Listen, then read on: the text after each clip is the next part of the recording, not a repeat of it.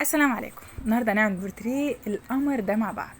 اول حاجه هنجيب اعواد شيش طاووق وبعدين هنعملها مربع بالشكل ده. بعد كده هنجيب البلاستر بالشكل ده هنلزقه. هنجيب الفوم الاخضر عشان نعمل الحشائش او الارضيه بمعنى اصح، عشان بعملها بالشوكه عشان يبان زي الحشائش. هنجيب فوم اخضر انا كنت مجهزاه عشان مطولش عليكم. بعد كده بنحطها بشكل عشوائي كأنها عود غصن الوردة بالشكل ده. بعد كده هنعمل الورق بتاع الوردة.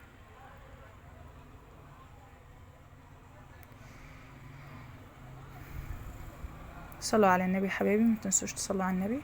بعد كده اول حاجة انا بجيب 5 كور الزقهم في بعض عشان نعمل الوردة. بعد كده بحط اللون اللي في النص ابيض اصفر زي ما تحبوا، انا عملته اصفر معاكم بالشكل ده. هعمل ورد على كل الاعواد اللي انا عملتها او كل الاغصان.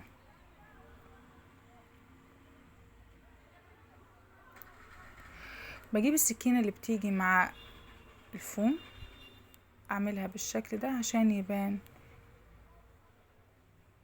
شكله افضل. يعني كده اكون خلصت الورد